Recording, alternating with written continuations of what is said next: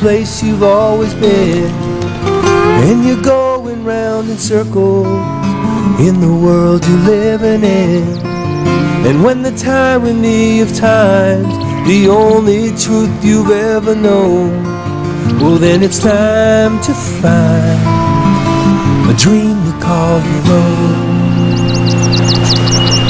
When the road you're on is rising to your possibility, you can see a new horizon of where you want to be. Well, tomorrow is the promise that belongs to every day. Your life can change forever when your dream leads the way.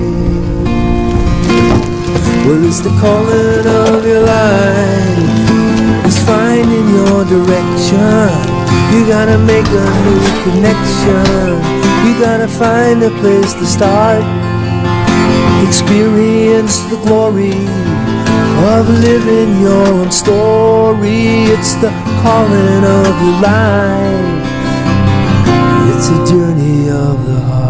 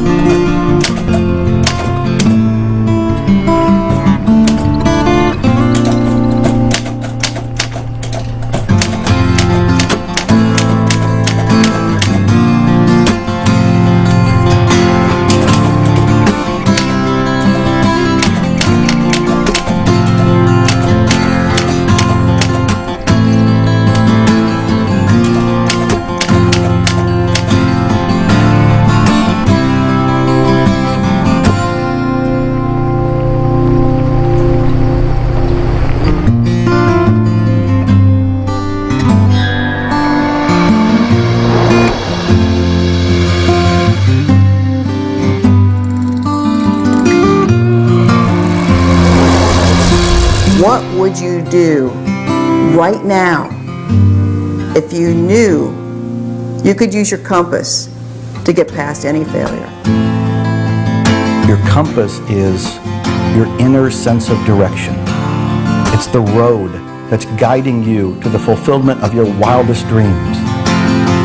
Your compass is the inner voice and inner vision and intuition and inspirations that are guiding you, prompting you, refining you to your magnificence.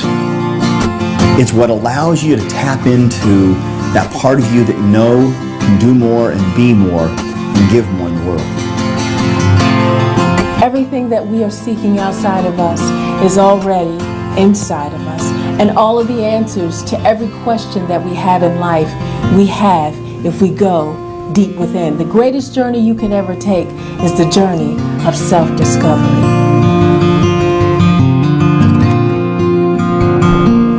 The beginning.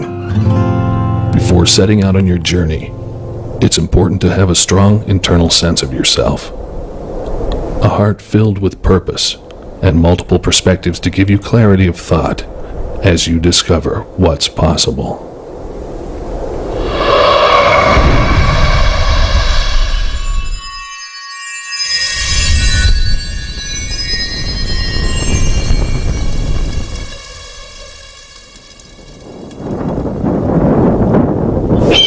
They say the first step's the hardest one. Until you take it, no dream gets done. If you wanna grow, wanna win, you'll never know if you don't begin. You hold the future, it's in your hand. So tell the truth, your heart understands. Set your course to your own true way. And don't look back at yesterday. The first step leads to amazing grace. The next one takes you to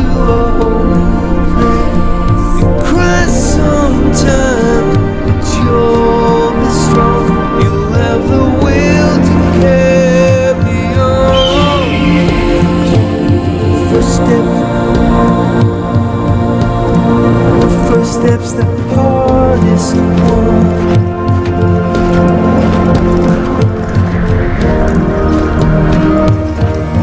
If you're wondering whether now is the time for you to go after your goals and go after your dreams, the answer is absolutely yes. What I encourage people to do is to have inertia, to get things going, and to practice what I call production before perfection, to get things going, to get the inertia going and make things happen.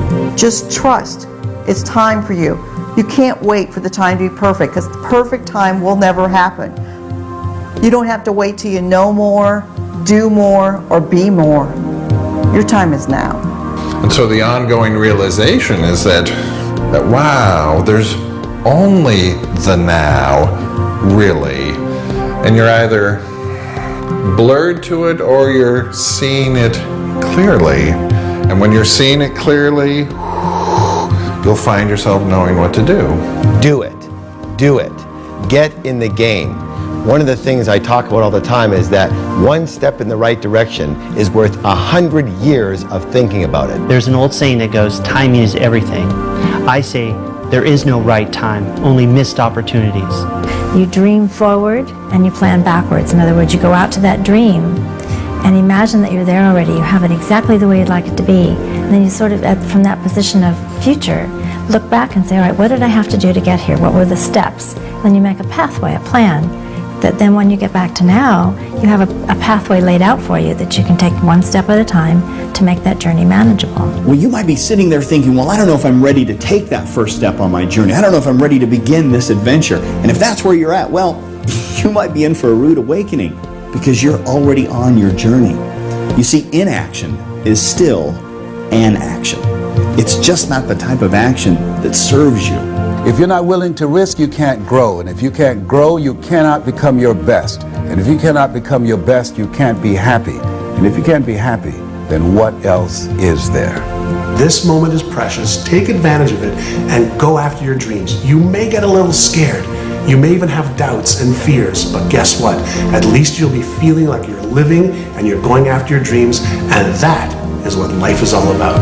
The next step is there. It knocks at your inner door. It's what I call the intuitive nudge that's asking you to take inspired action. It's waiting for you. It's probably tickling your soul right now as you watch this. So how do you know what the next step is? You turn within, you pay attention to yourself, and you follow your own inner guidance.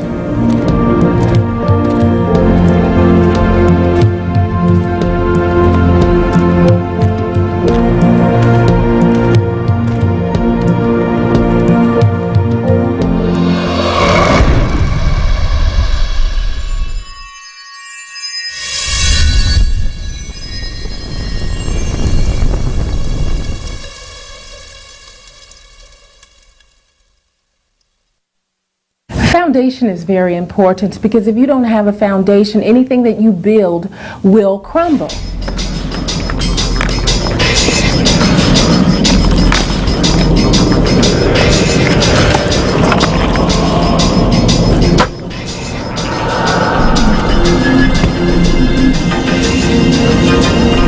As you're on your personal journey, your personal quest for success, whatever that means to you, I believe that you've got to have a foundation. And that foundation is going to be inherent in your self-esteem. Your self-esteem is what you think to be true about yourself. And the more you believe that you have the skills and the knowledge because you've done the work, the more you can do whatever it is you choose anywhere in the world and have that level of confidence and certainty that each one of us thrives to get. I think it's very important that all of us work constantly to cultivate a sense of internal love and internal power, which most people don't have. Because you don't get in life what you want, you get in life what you are. Everybody has a set of values in life, and these values dictate their destiny. And when you know your values and you set goals that are congruent with those values, you tend to increase the probability of achievement. What are your core values? Who are you being? What do you want in life? How are you going to make sure that as you're moving towards your success, you know who and whose you are and where you stand in the middle of this thing called life? Everybody needs a foundation in life, and you need that go-to place in order to feel grounded, to reevaluate who you are and where you want to go. It's so important to know who you are, what your foundation is, where you're coming from, and then know where you're going. This is the foundation that you want to have before you build a great edifice of a life. The biggest single mistake that people make is they think that success should be easy, and they should be able to get it by thinking happy thoughts and rolling their eyes and getting into some get-rich-quick scheme. But all real lasting success takes a long time, and so you've got to build the foundation within yourself. You have to become the kind of person who can enjoy the success that you want to enjoy.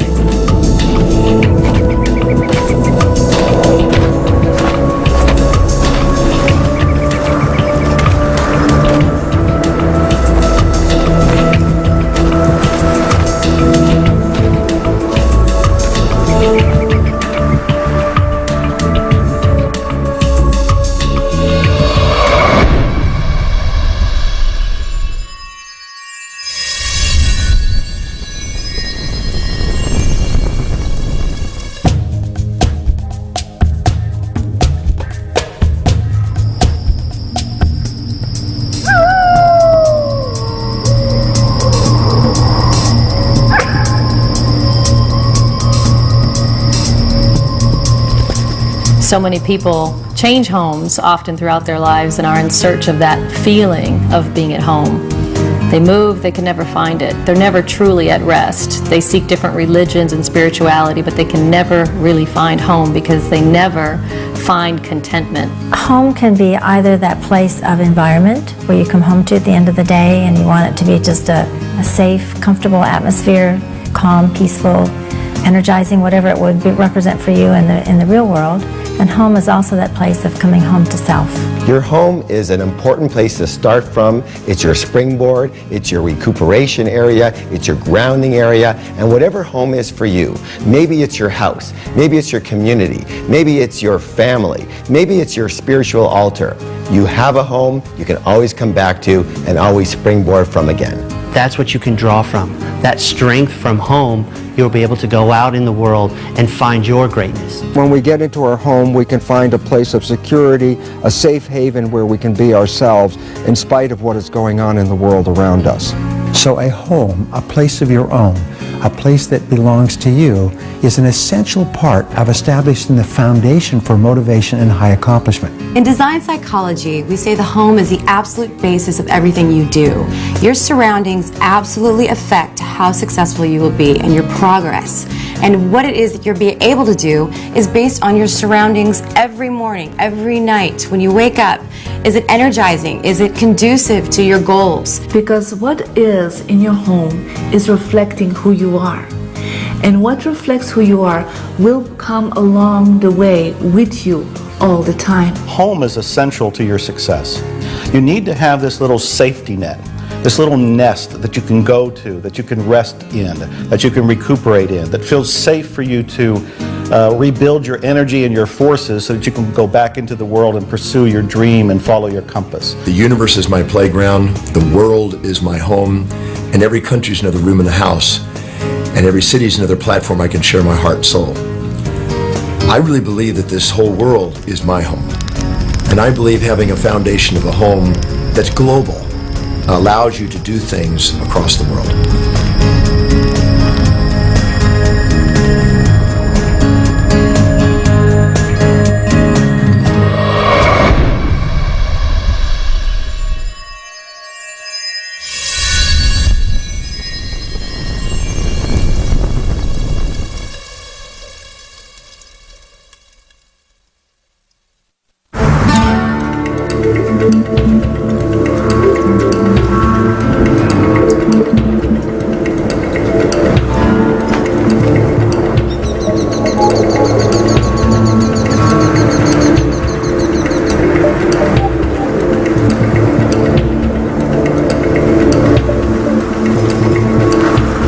When we talk about having a vision, what we're really talking about is having the absolute clarity and the instruction of what it is we want our brain to focus on. Your vision is your end game. Without it, there can be no direction, nowhere for you to go, nowhere for you to start, nowhere for you to end. Clarity of thought and clarity of the vision is essential.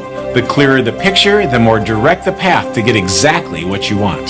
The question is, what are you looking at? That's what vision is about. What you see when you look out at life, and how are you going to move based upon what you see. Your vitality in life is directly proportionate to the vividness of your vision.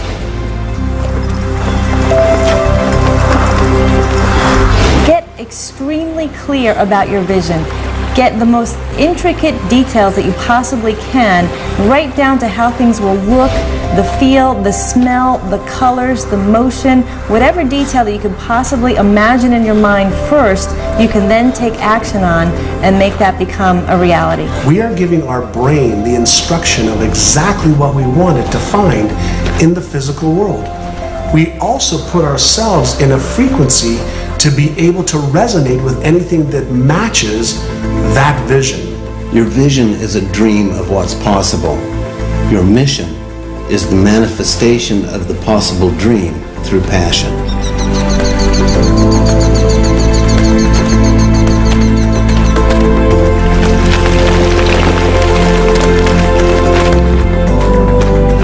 Well, visualization is a starting point because there seems to be a one-to-one relationship between how clear you are about what you want and how fast you move toward it and how fast it moves towards you.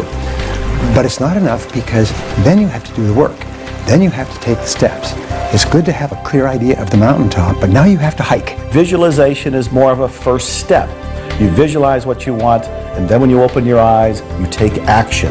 The action is what will lead to the completion of the very thing you've been visualizing.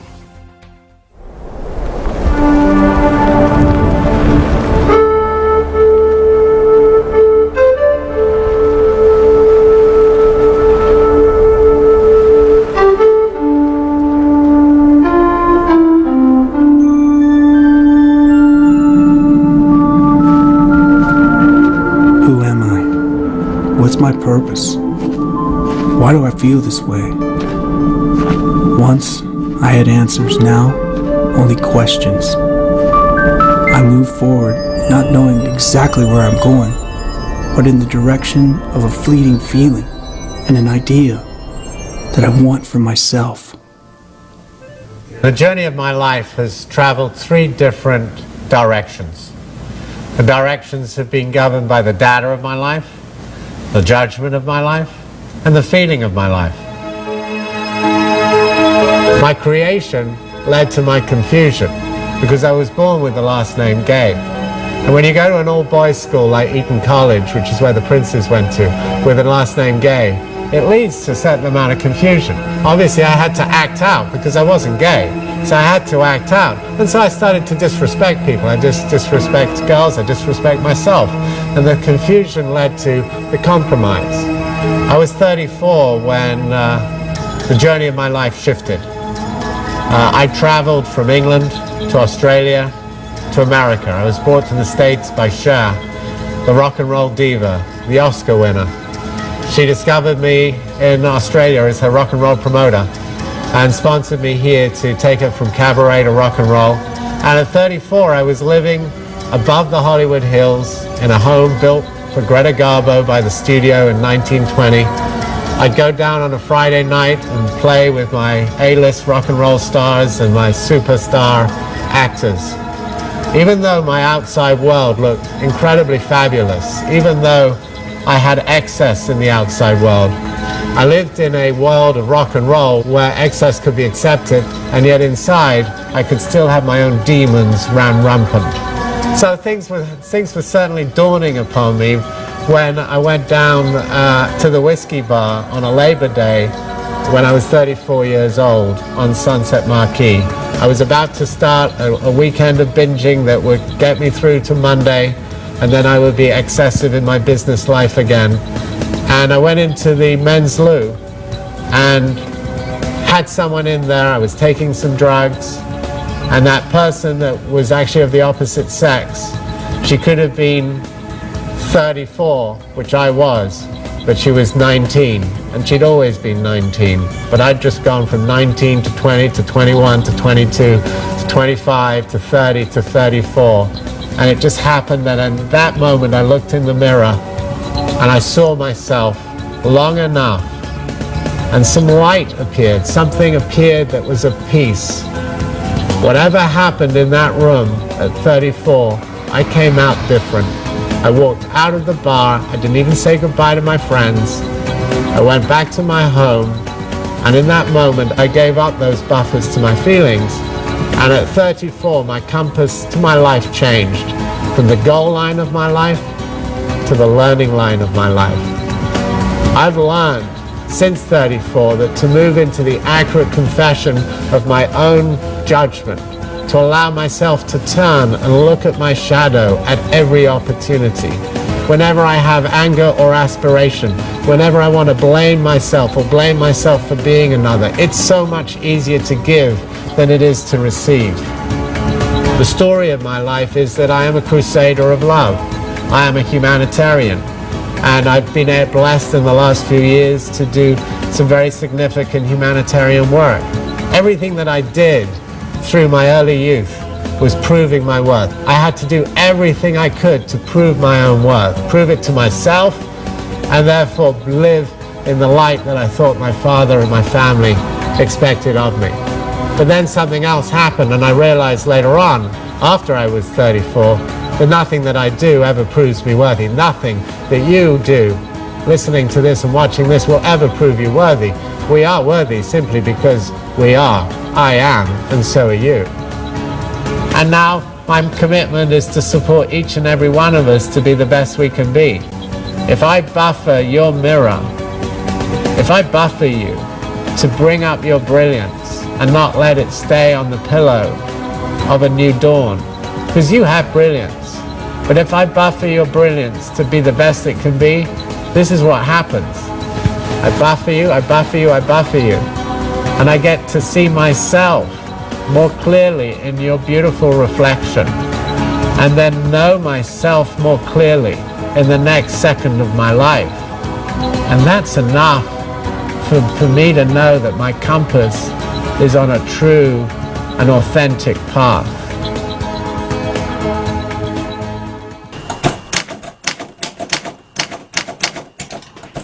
On the road. You cannot control the world around you. What you can control are your thoughts, the integrity by which you live, and how you choose to make a positive difference in the world. Your life and your legacy are in your hands.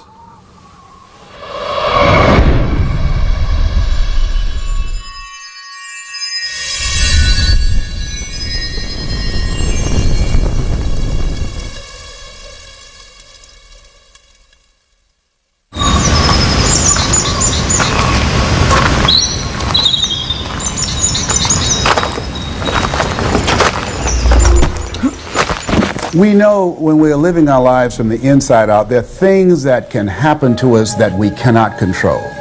Things that can catch you on the blind side.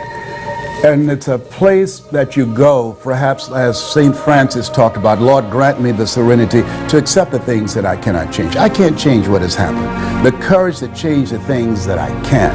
I can change how I'm going to respond, and the wisdom to know the difference.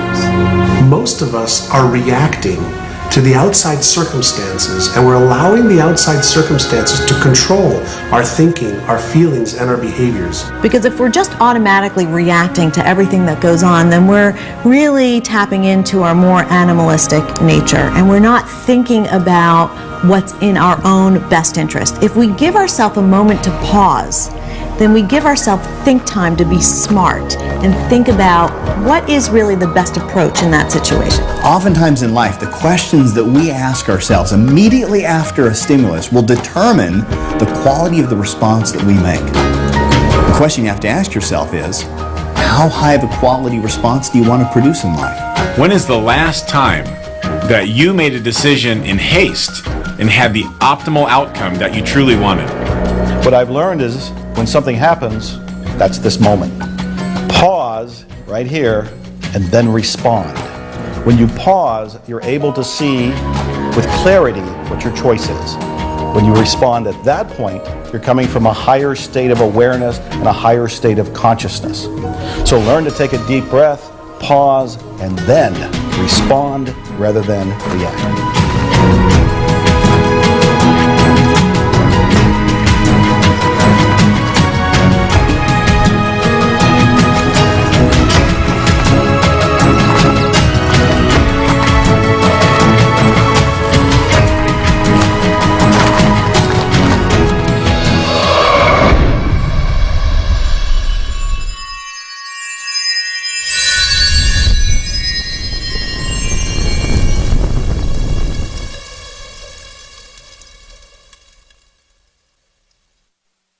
Staying focused is a matter of reassessment on an ongoing basis. Sometimes our path is not a straight line. Most often it is not. So it's about gathering all of the information that you have at that time and figuring out how you will use this information going forward to get exactly what you want. You're going to have a lot of failures, a lot of disappointments, but those are not things to stop you. Those are things that will build your character. And as a result of those things, you will grow through those things and begin to discover some things about yourself that you would not know otherwise. Start seeing the challenge as a part of the quest. When you do that, you can embrace it versus resist it. All you do every single day is you achieve one mini goal that moves you in the direction of something that's important to you. You will have this feeling of forward progress. You will be internally motivated. You will feel excited and positive about yourself. Your self-esteem goes up. You feel like a winner. You have more confidence if you just achieve one little goal at a time. You've got to hold the vision even when you cannot see any tangible results or any of the activity that you're engaged in are working. And through persistence and patience, did I say patience? Yes, patience. You continue to move forward, things will begin to appear. We have to make sure that we are not going through this thing called life malnourished. And unfortunately, we do get in places where we find ourselves mentally, emotionally, and spiritually malnourished. So give yourself what you need to make sure that you can actually deal with what you're growing through. Not going through, but growing through. Listen to something positive every day. Read 10 to 15 pages of something that will help to nourish your system, nourish your spirit, and give you what you need in order to win in the game of life. Especially on the hard days when you're getting thrashed, when life is hard, pause, breathe. It brings your attention into the now. And when your attention is then here in the now, you find yourself knowing, intuitively, viscerally, you find yourself knowing what to do in order to solve the problem that was bugging you. And remember that the date that it is today will never be the same again. Wake up in the morning when things seem slow, look at your calendar, and realize that that day is the last time you'll ever see that day, so make it good. It's very possible that you're being a passenger and not the pilot of your life. And you just have to take control and make that decision to live with intentionality. It's not always going to be easy. In fact, sometimes it's going to be very difficult. It's persistence and desire that gets everybody over that difficult hump.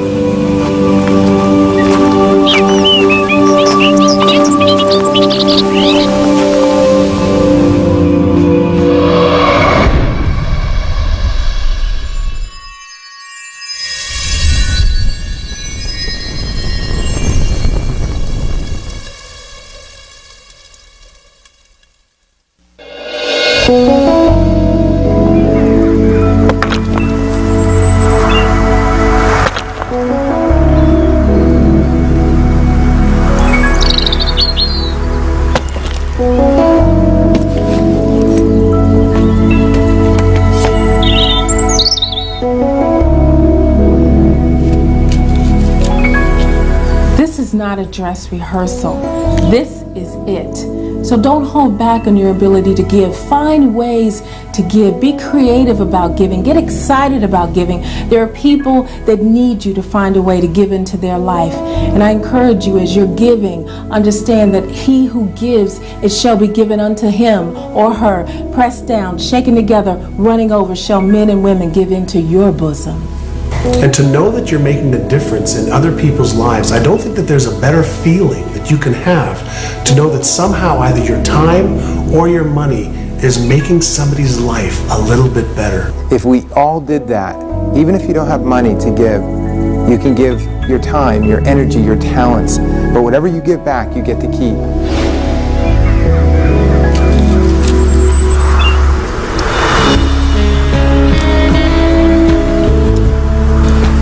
Do you want to feel that your heart is full, that you've actually done something that is beyond you?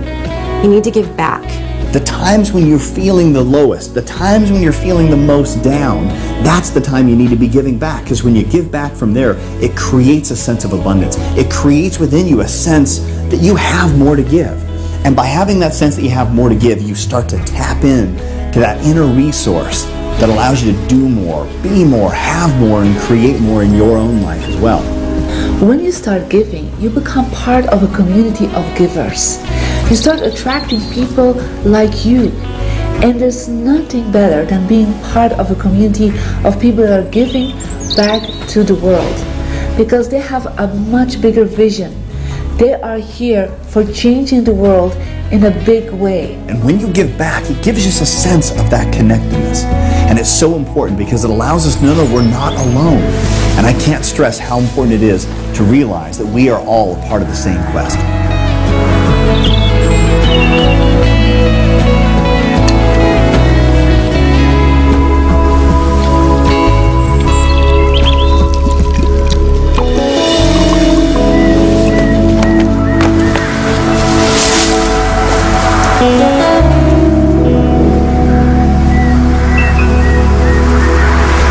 Someone once said that there are two types of people in the world, givers and takers. The takers sometimes eat better, but the givers always sleep better.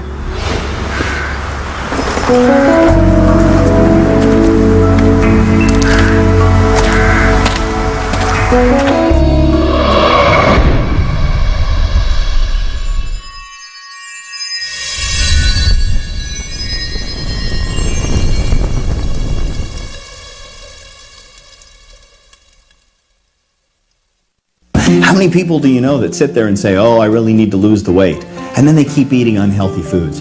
How many people do you know that sit there and say, oh, I can't stand my job, and then they keep going back to that same job day after day after day? How many people do you know that sit there and say, oh, I'm not happy in my relationship, but they go home every day to that same person that they don't love anymore?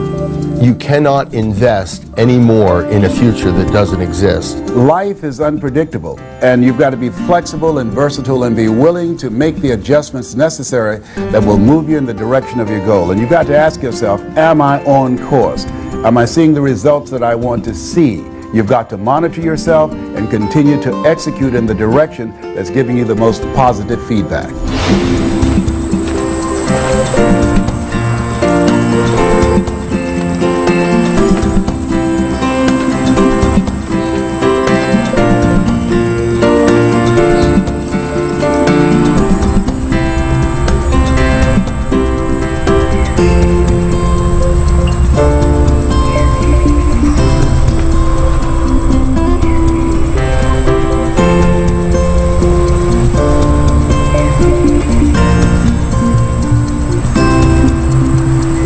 One of the biggest mistakes that people make is heading down the wrong road for far too long. There's no reason for that. Once you realize you're going the wrong way, as quickly as you can, stop and get back on track. It is still a learning experience. Once you figure out what the lesson is, put on the brakes. Don't go any further. Lesson learned. Take it with you. Put it in a safe spot. You can use that information later and then move in the right direction. Think in terms of when was the last time you had a big east to west smile on your face? When was the last time you felt joy in your heart? And when was the last time you knew you were on track? And then put together a plan of action of how you can get back to that place. If you're going down the wrong path, do you really want to change? And if you do, step back and say, I want to change. And whether you're going down that path for 1 week, 1 year, or 10 years, you have the right to change. It's your life. One small move in another direction can be right for you and take you from going from stuck to unstuckable. And when you're in that situation, there's no stopping you. It's like going from being stopped to being unstoppable. And when you have that feeling, it's amazingly empowering. So if you feel that you're doing something that is not good for you or is not going to help you with your final destination, be aware, be smart, and make a different choice. It's that simple.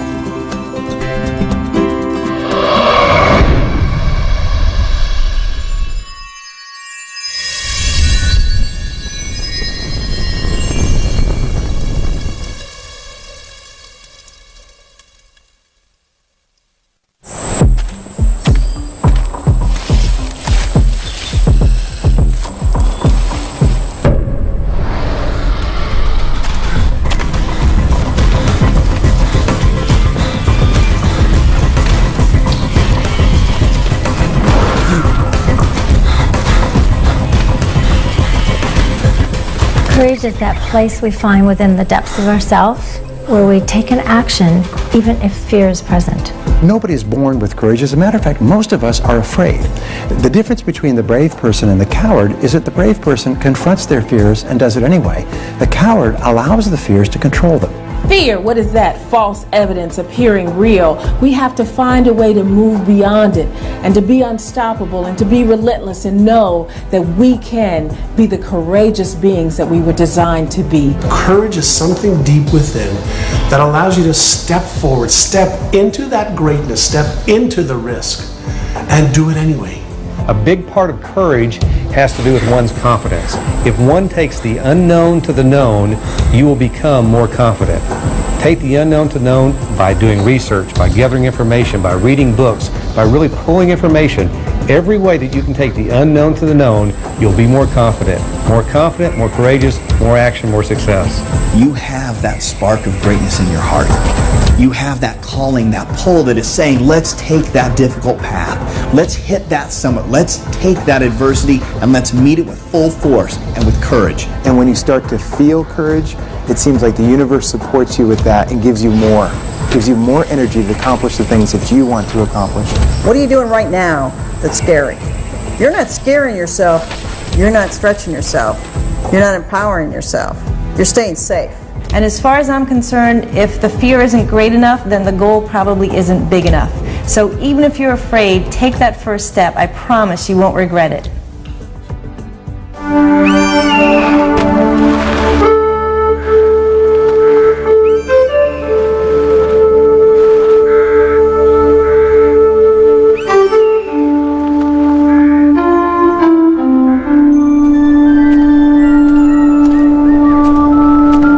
With every step I take, purpose. Every path, opportunity. Every failure, confidence. When I didn't think there would be a tomorrow, there was. I am still learning. I was born in Hong Kong, second daughter of a very traditional Chinese family, which if you know anything about traditional Chinese families, that's a very bad positioning. My parents were not, especially my mother, was not very happy to get the second daughter. In fact, to put it mildly, she was rather upset about it to the point that she left me in the hospital for the first 3 days. My birth was followed by the birth of 3 boys, so it really cemented my position as being very unwanted. And from there, I really experienced what one would call being an abused, neglected child. From there, I was blessed to have a grandfather who gave me my name, Hey Li. With that name, I knew that somebody really cared about me and thought I was worth something, that I was going to be destined to be something great. So with that in my internal makeup, I was able to circumvent and escape some of the mental abuse and physical abuse I was experiencing. And life was pretty tough, but not as tough as what I found out at age 11 that my classmate Rebecca had. She and her family of 5 total lived in a room and shared a kitchen and bathroom with 2 more families, and they didn't even have enough to eat. I realized that there were people in life in even much worse shape than I was, and I wanted to make a difference in their lives because it didn't seem fair, it didn't seem just that with 2 working parents that they couldn't feed and clothe the family properly. And so my mission in life, my compass point was to make a positive difference. And with that knowledge, packed up my bags and came to America as a young student, working my way through school, did my undergraduate and graduate degree in 4 years in foods and in nutrition and economics, my master's in economics, so that I could go help make a positive difference in people's life. I stepped forward again, found a job with a company that had the same perspective as I did, and more than that, they were willing to take me as I was, a small immigrant woman of color, and take me and rate me and promote me based on my merits. Great story for me, because having been discriminated on every account, by that time, that was a wonderful place to go work, make a difference. And that was May Department Stores International, which is now known as the Macy's Group. I joined them, and as they can say now, the rest is history. I went from there, Vice President of Nike, President of Reebok Apparel Products and Retail Group, and CEO of Veda. And leaving all that to start my own foundation, because I never forgot whether when I was working as a corporate individual or as a personal life, that my purpose, my compass was to make a positive difference. So when I was with Reebok, we were able to establish labor standards throughout the world of how our manufacturers would treat their employees. What kind of hours they could keep, what kind of ventilation, lighting, all the things that so many of us in America take for granted had to be established. And there was something that made a difference for all the workers that we work with, but eventually the whole industry. It's something I'm really quite proud of, because I remember the times when I was young and did that myself. People ask me at times, what about your mother? What is she doing now? Isn't she so proud of you? And the short and long answer is, well, no. And people are so disappointed when they hear that. They think, oh, that must be so devastating. But I say, stop for one moment. If you're looking for approval from outside, whoever it is, you will never be happy. You have to allow them to be who they are, and for you to be who you are, and just accept that. My father died many years ago in a plane crash, but before he died, I felt like we had peace. Even though he never told me in so many words he was proud of me, I know in some level he was. So for me, I'm very at peace with my family, and I appreciate who they are, who they were, and what they've given me, and I'm really very grateful. The one thing I want everybody to know is that you, every one of you, have what it takes to get what you want. It's inside of you. Just go back inside. Don't listen to the tapes from outside, from everybody else telling you what to do, what to love, who to date, what job to have, what car to drive. You know what it is that you need. Go back to your inner wisdom. Listen to your voice, the voice that has been silenced by all this outside tapes. When you get back to that point, find out what is your compass point, and from there, you will live the life that you are born to live. And I promise you, you will find the peace and happiness you're after.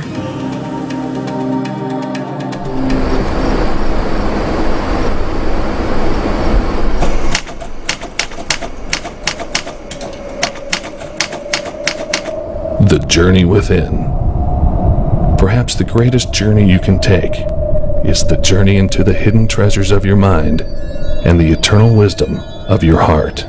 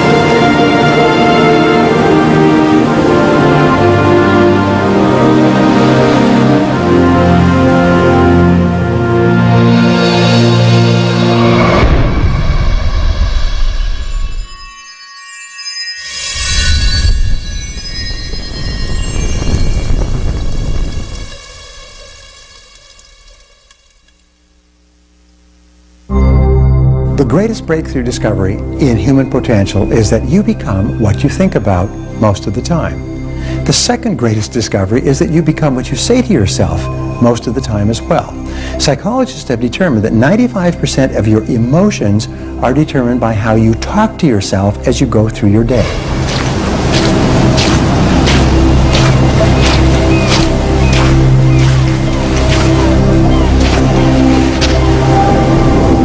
What am I gonna do? Live on this beach forever?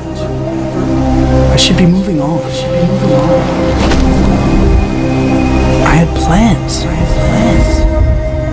If only I was smarter, better. You're never gonna make it. You're not good enough. You're never gonna make it. I should just give up. You're not smart enough. Give up. You're not good enough. What we say to ourselves has a huge impact on our success. And I ask you to really think about how aware are you of your own self-talk? Are you encouraging you to go forward? Or are you discouraging yourself? We all have a problem with negative self-talk. One of the ways to alleviate that problem is that when you hear disempowering voices come through your head, simply say thank you for sharing and put your attention on a much more empowering thought form. MIT did a study, and the study indicated if I tell you you can't do something, someone else has to come along 17 times to say you can do it, you can do it, you can do it, to overcome that one time. That's why we have to really train our minds to serve us, because we have a mind, but most people go through life allowing their mind to rule them. So pay attention to how you speak to yourself throughout the day. And when you find yourself saying negative thoughts, turn it around and say things like, I'm strong, I'm confident, I'm unstoppable. That will move you much closer towards the direction of your compass. Because it's so easy to get caught up in self-attacking negative thoughts. I mean, our brains are really good at that. So sometimes a positive affirmation can help us to feel better. And I think that's really the key. Affirmations are a great tool to help you reprogram your mind, to help you reprogram the subconscious mind, which is responsible for what you think about yourself, what you think about, and what you do. You're not good enough. You're never gonna make it. I should just give up. You're not smart enough. Give up. You're not good enough. No. I won't give up. I will carry on. I am strong. I am smart.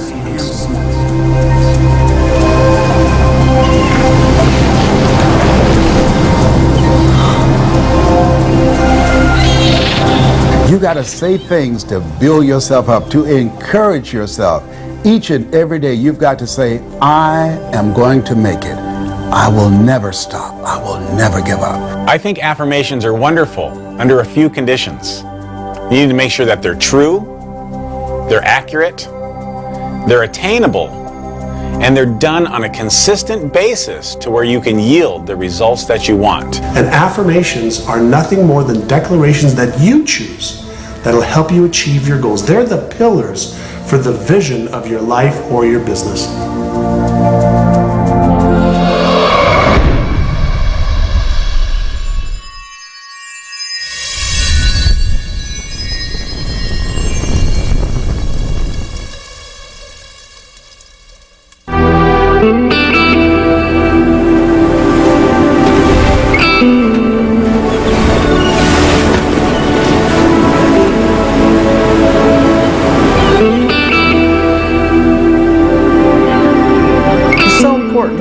Compass, because when you have your own compass, it's being true to who you really are. There have been times where somebody has tried to follow in the path of somebody else, maybe a father, grandfather, a mentor, and they found that it was like putting a square peg in a round hole. It just didn't fit. There's something that we're meant to give to the world that only we can really know if we just plug into ourselves and somehow plug into an intuition or inner drive. No one else can tell you who you should be in the world. It's just not the way our minds and bodies are meant to work. You need to look deep inside you, because the things that truly will allow you to grow and to get to your greatness all come from within you. You got to go inside and find those things. Let them come out. Only you know exactly what you want in your life and how you want to get it.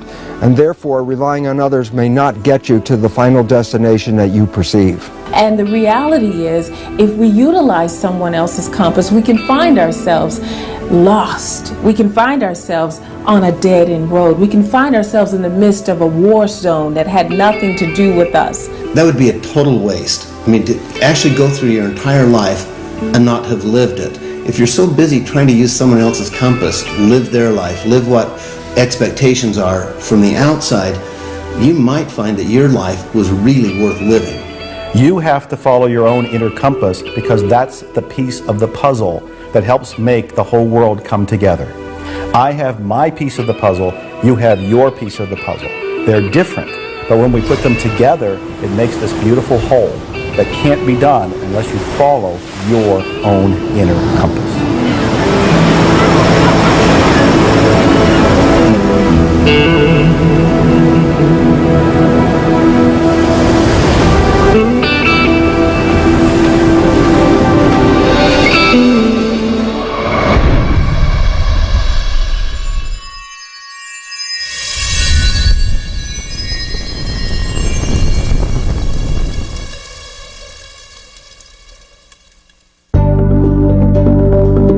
Everything first exists in spirit, and then it materializes. I don't believe that we could animate our bodies, move our bodies, direct it purposefully towards some objective without having some degree of inspiration driving us.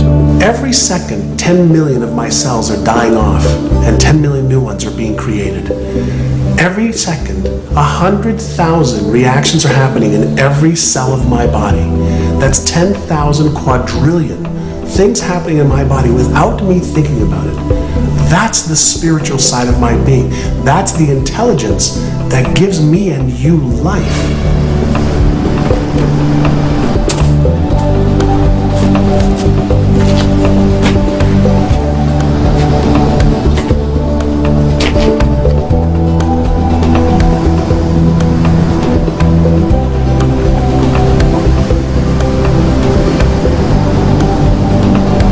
What you're looking at is this material manifestation of something that's spiritual within. The spiritual and the material are two sides of the same coin. Everything that you see out there in many ways is an illusion, because it looks like it's real, but it's really spirit which has taken form in a concrete way. Listen, we can't control everything that happens in our lives, but with spirituality, sometimes we get a sense that sometimes things don't always happen in our time frame, in the way that we want to have happen, but it doesn't mean that it won't happen for us. So being in touch with a spiritualism helps give perspective that it's not only about us, that there is a bigger picture out there, and I really think it helps us with achieving our overall goals. Spirituality reveals that we are connected to everything that exists on this planet. We are not isolated individuals, but part of a larger whole, a larger part called humanity. When you realize it's all spiritual, life becomes a game. It becomes something that's much more playful. The stress is removed. You still go for things, you still have bumps in the road, but you realize that it's a spiritual journey. And I don't think that you can learn it or discover it for you until you're ready. And no one can force it on you. No one can make you want to learn it. But when you embrace the concepts and you embrace the idea, you will become more of a whole person than you ever imagined you could possibly be. But once you get connected to the spiritual part of yourself, the spiritual part of your being, you understand that you do not have to look at the circumstances and the situations in your life and feel as if that's it. Understanding that you are a spiritual being who has come here to have a human experience.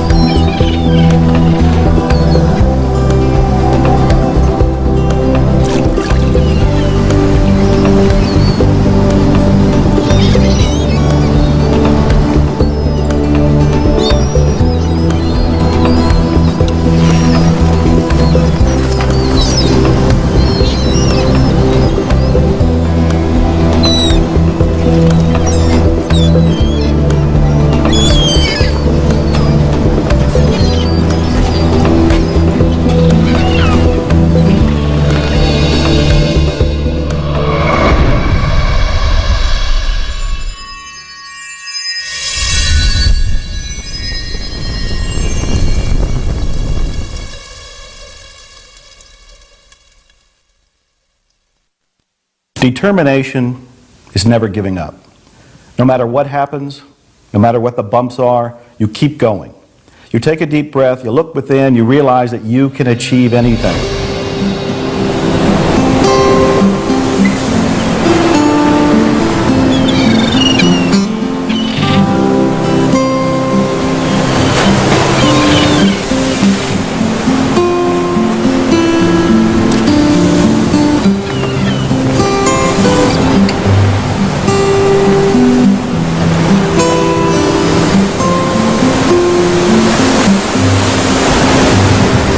People who have no determination at all, they just lack complete focus and desire. They kind of stagnate in mediocrity.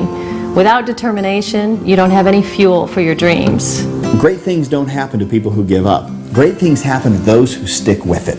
When things get tough, remember what it is you're really looking for, what you're going for, and you'll get past it. And also remember who you are. Come from that sense of identity and sense of self, because then you know that you're moving on your own pathway, and that creates the stick-to-itiveness. Determination is something that'll keep you going no matter what.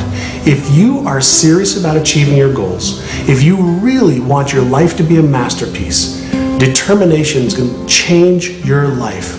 Make a decision, stick to that decision, and have the relentless pursuit until you achieve that goal and dream. You will never be able to taste the sweet flavor of success until you are willing to endure the bitter taste of failure. Ladies and gentlemen, when you are in life, you will taste failure, and it will not taste good. It will be bitter, and you have to move forward, get up off the canvas of life, and understand that giving up is not an option. Persistence is your measure of your belief in yourself and your ability to succeed. And every time you persist in the face of disappointment, you become stronger, you believe in yourself more, you develop greater self-discipline, you develop greater confidence, and eventually you reach the point where you become unstoppable.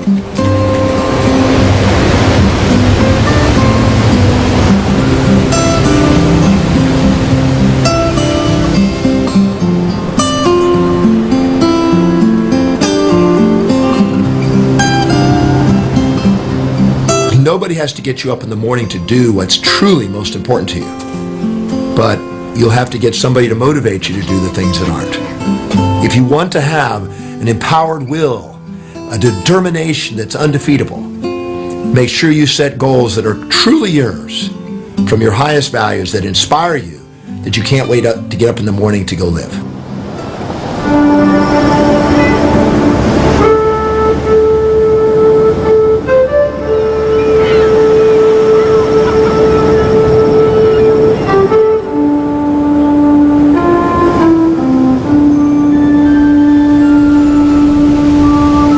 I've made one of my greatest discoveries, peace.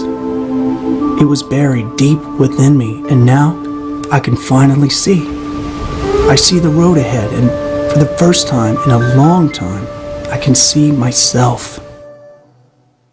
My life was not meant to be spent inside a cubicle, so I made a decision right then and there to follow my dreams, to find something that I'm passionate about, and to chase that career of adventure. I'm originally from Texas and then grew up in Virginia and ultimately St. Louis. And ever since I was a kid, I was always getting into trouble outdoors, running around, playing with snakes, running through the creeks, digging in the mud, and just loved being outside. I would leave in the morning, I'd come back at night for dinner, and that's what I would do every day. And that led to really enjoying and loving being in the Boy Scouts. Looking back, I see what a huge impact the Boy Scouts and becoming an Eagle Scout had on me. It gave me the confidence as a kid that I carried with me in life. I let successes like this drive me, not failures. So for me, it was, I realized, hey, I can set my goals as high as I want, the highest thing there is in Boy Scouts, and achieve them. And from there, it just led, in life, I've always tried to set high goals and go about achieving them. So Boy Scouts to me was a very instrumental part, a huge stepping stone to my life and the future ahead. In high school, my focus was on academics and sports. I played football and loved every minute of it. Then, when it was time to go to college, I decided to narrow that focus and major in business because I thought that would give me the most options outside of school. After graduating college from SMU with my 2 degrees, I decided to pursue a career in the internet industry. The internet was booming, it was so exciting, there was so much going on, and I thought it was the next stepping stone for me because I love the outdoors, I love adventure and all the challenges that come with that. So I thought this career would be a replacement for all of that. It's not that I didn't like my office job, but I didn't love it either, and I wanted to feel passionate about what I did. I wanted to feel the way I felt when I'd summit mountains or swim with sharks. So I had to figure out how I could make that my career. And then totally out of the blue, an opportunity came about to be on the show Survivor. And it came about a month later. I'm stuck on an island in Panama, not knowing what's going on, but realizing that when every single thing was stripped away, money, anything material, everything taken away, I was as happy as I've ever been. Just living off the land, catching food, you know, playing this challenging game, but at the same time very strategic. So I was using a lot of the things I learned. A lot of the skills as an Eagle Scout definitely came into play. And then that show ended, and I went back to my regular job. Then I really started thinking, my biggest passions in life are outdoors, adventure activities, and challenges for myself, both physically and mentally. My compass really moved me. When I got back from Survivor, I went back to my job, and while I was happy in my job, I was being challenged, and it was a great career path that I was on. It just wasn't really my passion. I wasn't running out and telling people, oh, listen to my new project, listen about this and that. So I started looking for something else, and my compass really changed when I started to go into adventure travel and when I started a production company. And I started not loving what I did, but doing what I loved. And that was the biggest change in my life. And now I'm doing every single thing that I would be doing in my spare time as part of my job, and it's unbelievable. Everyone has something that excites them, that moves them. Unfortunately, some people don't have jobs that affect them in that way. I know change may seem intimidating, but it's essential in life, and all of us have what it takes to make these changes that will make us the happiest we can be. Right now, I'm happier than I've ever been in my life, and it's because I'm really living my passion. My job is working in production projects all over the world where I get to share my adventures with people and tell stories, and I'm growing myself, I'm teaching other people, and it all happened because I really went out and I chased my dream to do something outdoors, to do something that involved travel, but to still use my education and running productions and being involved with all of it, and it's unbelievable. Now, I know everything that I do may not be for every other person. Some of it might be a little too dangerous or uncomfortable or just flat out not fun, but the bottom line is I'm doing what I love and what I'm so passionate about, and I think, you know, life's too short not to do that. So the one thing I would say to people is go out, find out what you love, set a goal, go after that, stick with it, and chances are you're going to be so much happier than you are doing whatever you're doing today if it's not along that line.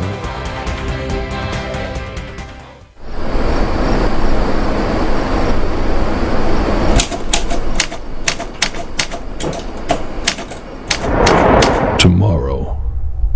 Life is unpredictable. You don't know what tomorrow will bring, so embrace the future with valor and continue to blaze your own extraordinary path.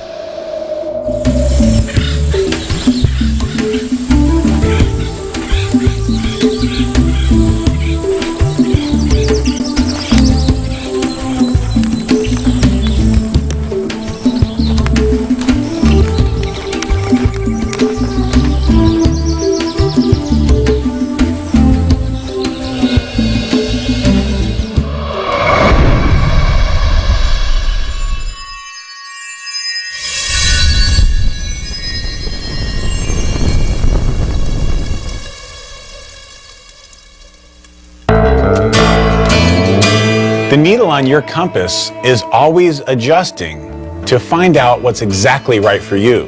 What's important is that you need to do your part, and that is to watch, to learn, to listen, to hear, to pay attention, and to take that advice that you get from inside to guide you in exactly the right direction.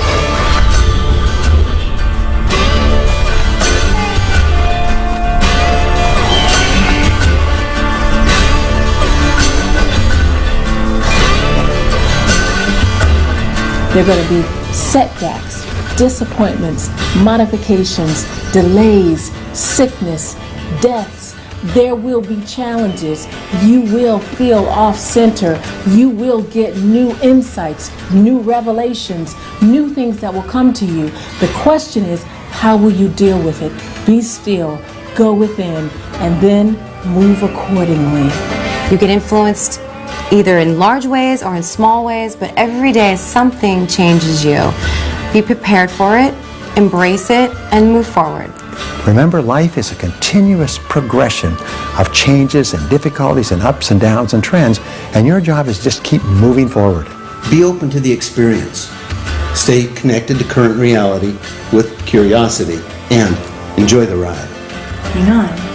It's not like you were moved once and then you just somehow play it out. You moved once, it set a new direction, and then the new direction is to just always be compassing. Pay attention to the opportunities that are there and trust that that's where you're supposed to be. And keep going. Don't do things that are insignificant, that are going to waste your time. Be determined to choose things that are going to make your life more abundant and more fulfilling. And though the values will change along the way and the destinies, the summation of all your destinies will make up your life journey. Your soul calls your life's journey. Your mind plays with the destinies. Your physical body will adjust them. You will refine them along your way. That's how you master your life. So when your compass moves you one more time, what do? You celebrate it. You welcome the challenge. You take a deep breath, you put a smile on your face, you look up and you go, I'm going to do it. I'm going to find out what's in me. I'm going to go forward and accomplish this. And as I do that, I will keep growing, I'll keep stretching, I'll keep daring something worthy. My favorite phrase, dare something worthy. As your compass moves you, go with the flow. That's your divine mission.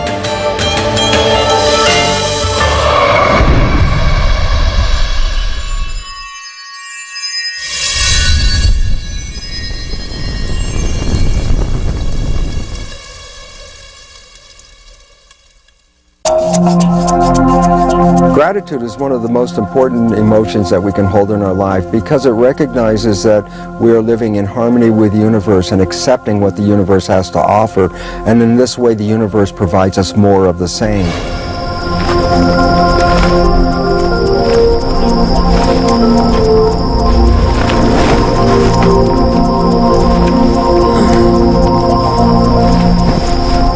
Gratitude is essential because gratitude is synonymous with appreciation. What is appreciation? Appreciation is simply increasing in value. For example, your house, when it appreciates, what's it doing? It increases in value. So when you appreciate something, you are automatically increasing its value. If you don't have gratitude for something, it might as well not exist. Somebody who isn't grateful for all the blessings that they have right now is not aware of how lucky he or she is. And so when you take the time, when you take just a few moments to think about one little thing that you're grateful for, a flower, being able to breathe, being alive, that is magic in itself. And that is really the beauty of creation. That's the beauty of our lives.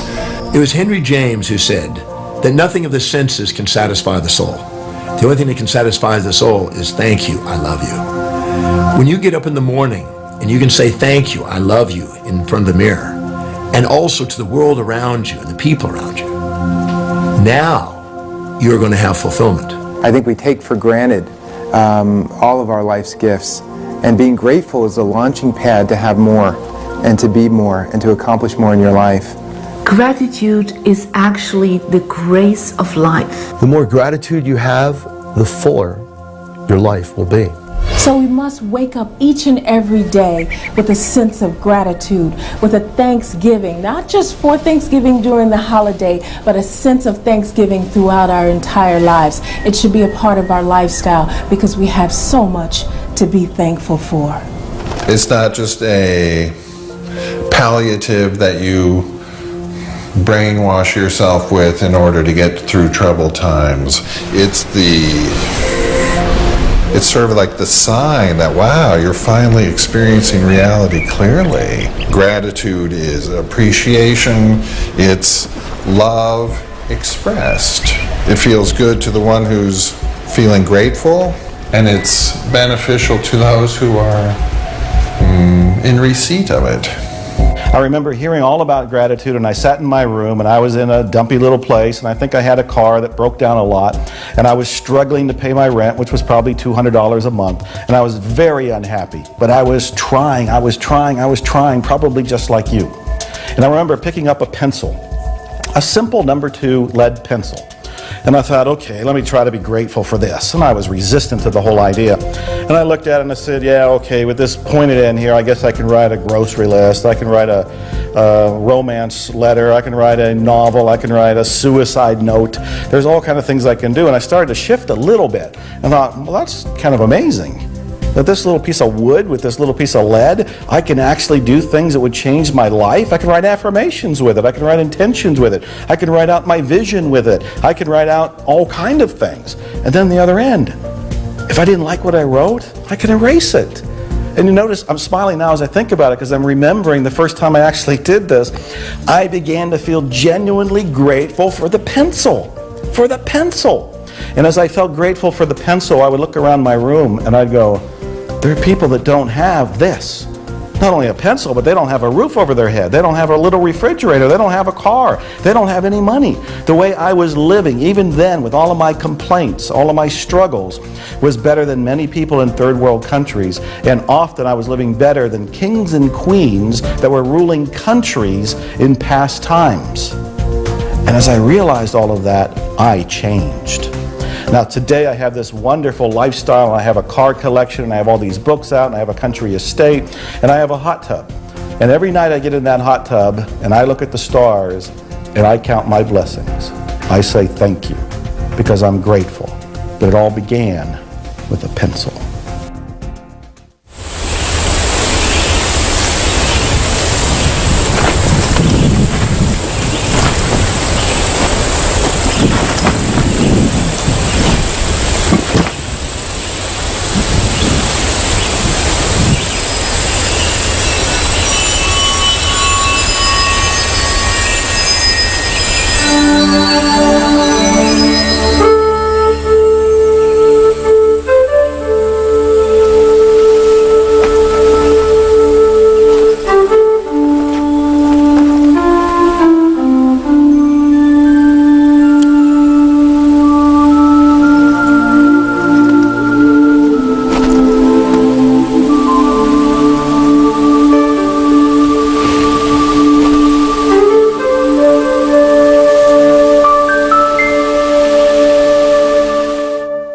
In April of 2005, I woke up in the morning with what I thought was a bad case of the flu, and Carol, who was just my girlfriend then, insisted that I go to the hospital, and I went to the hospital, and they didn't know what was wrong with me, and when I woke up 3 weeks later, I was in a different hospital and had no hands and no feet. I was born in Portsmouth, Virginia in 1954. My dad was in my opinion, a Navy hero. He was in Pearl Harbor when it was bombed. And I was raised the first 3 years of my life in Washington, D.C., moved to Chicago when my dad was stationed in the Navy base, the Great Lakes Navy base. And then because of the health of my mother, who was a rheumatoid arthritic, we moved to Arizona in 1959 to keep her on her feet, and she stayed on her feet for another 30 years after that, so that was a good choice. In 1985, I was in my backyard and I was shot in the back by a little boy that was playing with his dad's rifle, and he was shooting at his back fence, and I was on the other side, and the bullet went through the fence and hit me in the side, and it shattered my spleen and entered my backbone. But that happened in 1985, and because I had no spleen, then 20 years later, in April of 2005, I contacted an illness that caused my amputations. Jeff was in a coma in the hospital, and everyone was telling me, all the medical professionals were telling me that he was going to die, that he wasn't going to make it. And I had accepted that as a very likely fact, but They wanted me to sign a DNR, and I couldn't do that. I just knew that Jeff wouldn't want me to do that. I went outside. I was a smoker at the time, and I went outside and sat on my smoking bench, and one of the nurses had given me a bookmark, and on this bookmark there was a poem that says, "Don't give up." And I read it, and it moved me, but I put it in my purse and went out for a cigarette, reached in for a cigarette, and every time I reached in my purse, I came out with the bookmark. And I kept looking at it and putting it away, and then I realized that that was it. I had to just not give up. Now you have to understand that every medical professional at that time was coming on down on her pretty hard. Let this man go. His life is not worth saving at this point. I don't even think we can save his life, even if we tried. And she was the one that said, no, you are going to do everything you possibly can. When the surgeon came in and looked at Jeff and said, he looked at him for maybe 10 seconds, and then he turned and walked out of the room saying, I'm not going to do it. I ran after him, grabbed him by the shoulder and turned him around and said, you have to do it. Someone has to do it. And he said, no, he'll die on the table. I'm not going to do it. And I said, he'll either die on the table or he'll die right there in the room. He has to have the surgery. He can't live without it. He said he's going to wake up with no hands and no feet and hate you forever. And I said, so be it. And I hate this woman so much that on June 11th, 2005, just barely over 2 months after this happened to me, while I was still in the hospital, I asked this woman to marry me. And we were married by the hospital clergy in room 105 in telemetry, in the same hospital in which the amputations happened. When I had woken up and realized that I had no hands and feet, I was really inundated with visitors, colleagues, ex-students from years back that I didn't even remember. But I remember one of the department heads that I had came in and he said to me, Jeff, you're at a crossroads right now. You can either lay there and feel sorry for yourself, or you can use this as a springboard to go out and change lives. It was a wonderful, positive thing to say. And I can remember while I was awake, my principal had called me up several times. And he called and talked to me on the phone, told me about the wonderful things that were happening at the high school where I was teaching. But he always finished up the conversation with, can you give me some sort of timeline for when you're going to be back in the classroom? When all the medical professionals were asking me to apply for Social Security and go on disability, and he didn't give me that option. Every conversation ended up with, I need to know when you're going to be back in the classroom. And less than 8 months later, I was sitting in his office getting ready to start teaching again full-time in January. I will never, ever believe that God did this to me. But I do believe in my heart that God kept me around for a reason. Something that I really live my life by now is I'm not going to let the things that I can't do get in the way of the things that I can do. And there's a lot of things I can't do, but there's a lot of wonderful people out there that have helped me through this. A lot of new wonderful people that I've met, and a lot of wonderful people that I've yet to meet. And life it's wonderful. One thing I would like to leave you with, I always remember from The Music Man, when Professor Harold Hill was waiting for Marion the librarian to come meet him at the footbridge. And she came down and she said, I almost didn't come. I think we should do this tomorrow. And he said, oh, Miss Marion, if you pile up enough tomorrows, all you'll find is a bunch of empty yesterdays. And for those of you that have anything wrong with you at all, whether it be an amputation, whether it be a loved one you lost, any crisis in your life, don't start piling up empty yesterdays. Get up and live, because you get one get-go in this world, and that's it.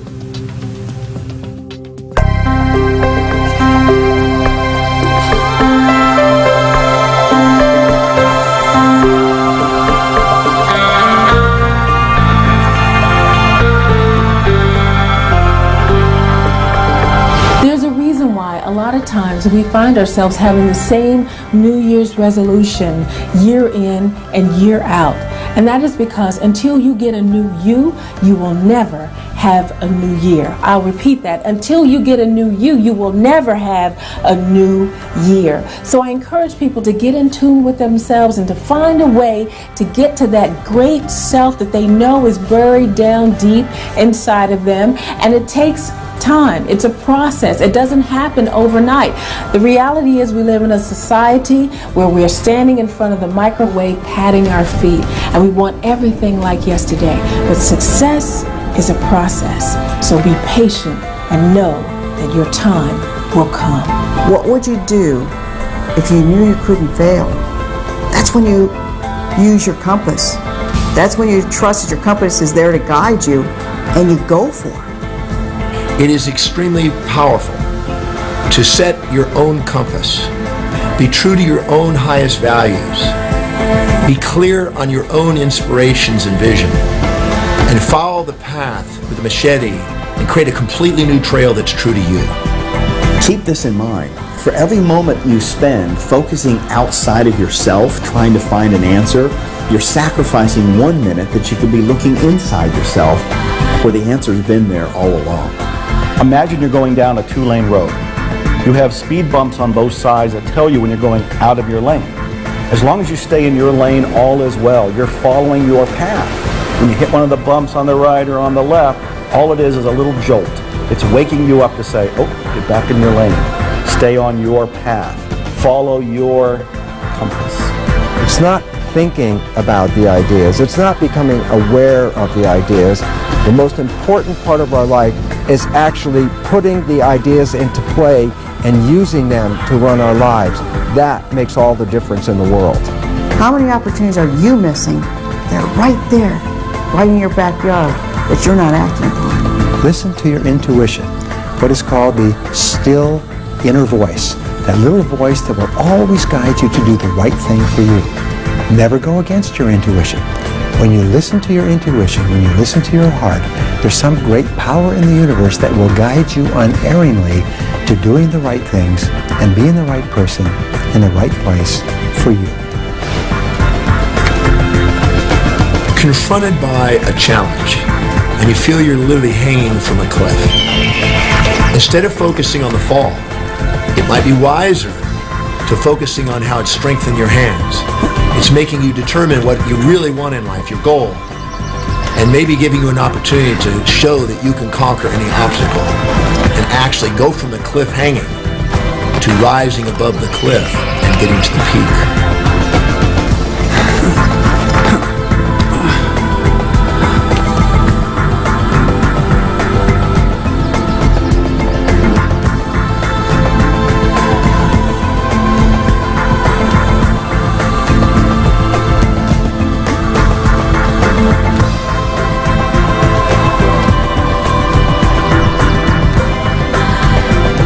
Life is alive, and when you get into the flow of the movement, it'll feel like you come to life. It'll feel like you come to life once again. So remember, every time the sun touches your face, you can understand and know that you are special.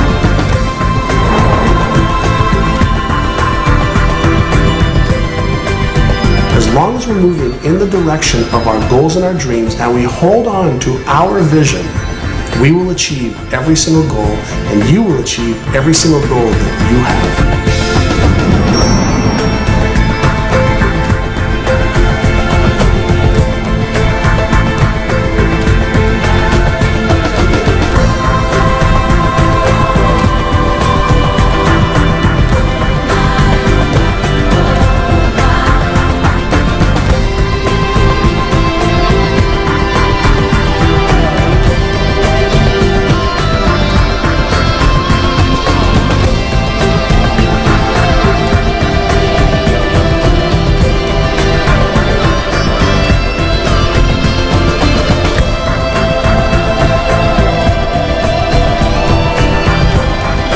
The sun rises over a new world. We still hurt sometimes. We still cry sometimes. But we carry on. We feel. We see. We talk. We live. I am strong. I am confident. I am here. I am ready. When the end comes for you, let it find you conquering a new mountain, not sliding down an old one.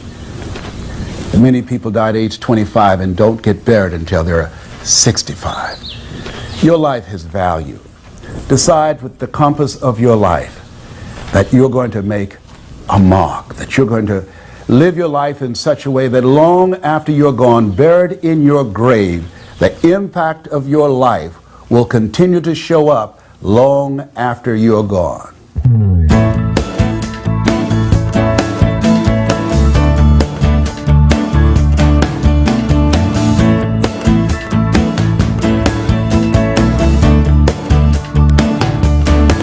My life is longer than my life. I know that even when I'm gone, that the differences I made, they will carry on and on. I'll leave my footprints in the sand. No tide can ever wash them away. Well, tomorrow is the only truth. I've said goodbye to yesterday. Well, my playground is the universe. The earth is where I live. I want to live my life in reverse. I have way too much to give. Oh, there's a compass inside of me that points the way to destiny. And when I chase the farthest goal, I know I'll find my deepest soul. Well, there's a compass inside of me that points the way to destiny. Every moment, every day, I let my compass lead the way. Well, my compass is leading the way. My compass lead the way. You know I'm ready to begin. I'm strong enough to live and learn. And if I find a